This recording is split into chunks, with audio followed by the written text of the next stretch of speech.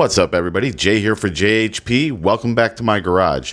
Today we're going to take a look at something a little bit different that was found at Dollar Tree. And that is from Mattel, these micro Masters of the Universe figures, if you will. There's 5 in the whole set. They cost $1 a piece, or you can go on to Dollar Tree's website and order a case of 24 of them. I believe it's 24 of them for $24. But we're going to take a look at the whole set since I was able to get my hands on the whole set. I did have a hard time finding them in the store, but fortunately, Ben got his first job at Dollar Tree and managed to come across them. So we're going to take a look at them. So first things first, we're going to take a look at the packaging here. And the packaging is very reminiscent of the old Masters of the Universe figure line. You can also see that the figures actually maintain similar dimensions to the old action figures, with the shorter legs and really buff bodies, etc. These measure roughly 2 inches in height. They're really small. I mean, you can tell. Here's my hand with the entire package in it, basically. Nothing of real importance on the back.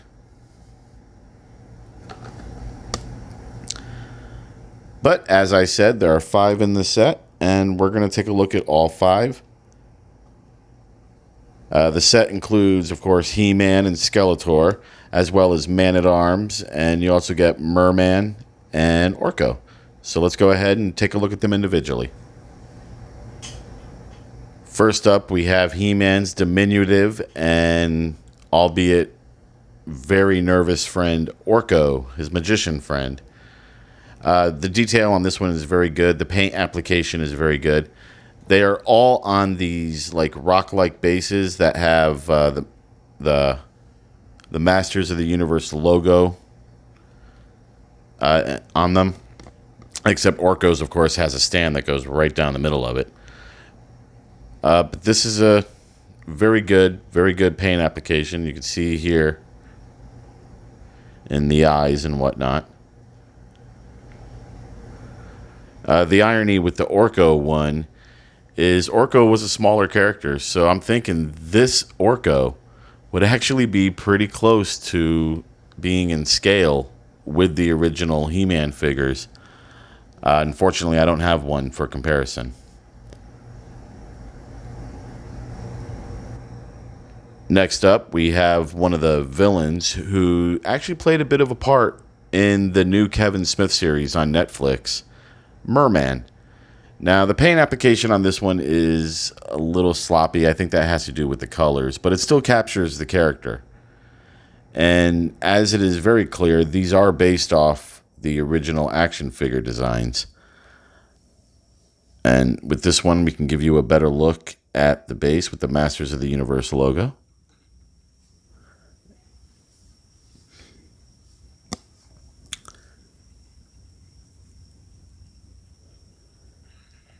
But yeah, I mean, these are actually pretty good for what they are. And for $1 a piece, they're not bad at all.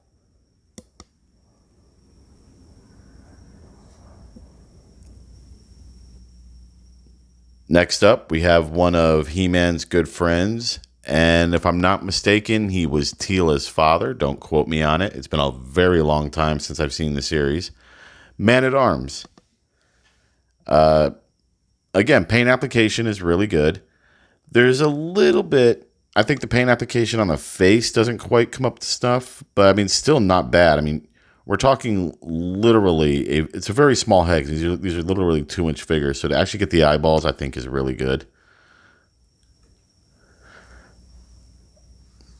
Man-at-Arms, of course, has his club, and the orange and green in his armor and whatnot really pops on this figure.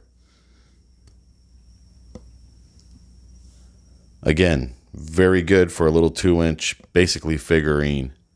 These, of course, are all made out of plastic. Next up, we have the main villain of this show in line, Skeletor. And this one's very good. And I'm gonna show you a close up of the face. I think the paint application on his skull face is very good. I like that it has his scepter, and it just looks like he's getting ready to cast some sort of spell. But if we look really close, they did a really good job with the paint application on his face, especially for something so small.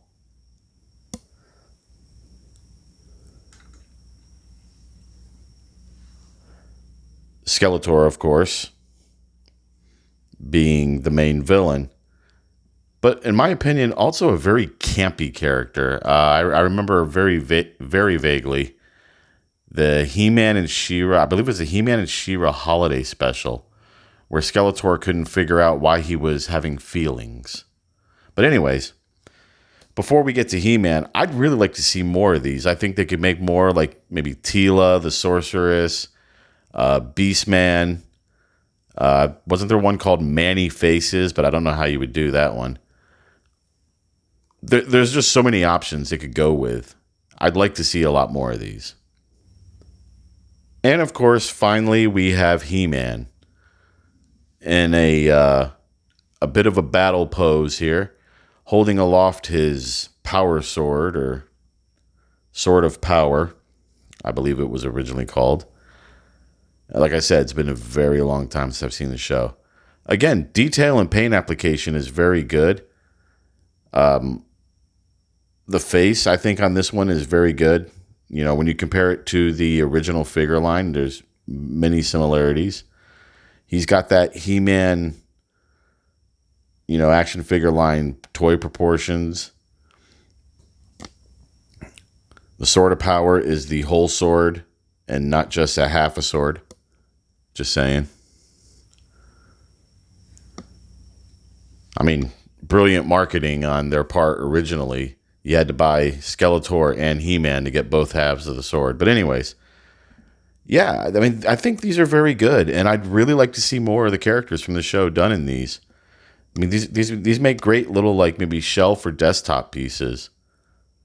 And at $1 a piece, why not? So there you go. Something a little different from what I've been doing on this channel lately. Anyways, for me, these are a trip down memory lane. I remember being a little kid and just having to watch this show, along with, I was a typical boy. I had to watch my G.I. Joe, my Transformers, my Robotech, my Voltron. And these are all shows that I'd love to share with Ben, too. But anyway, that's a quick look at the Mattel Micro Collection range of Masters of the Universe. I want to thank you all for watching. Hit that like and subscribe button. Remember to always play with your kids, and as always, I'll see you next time.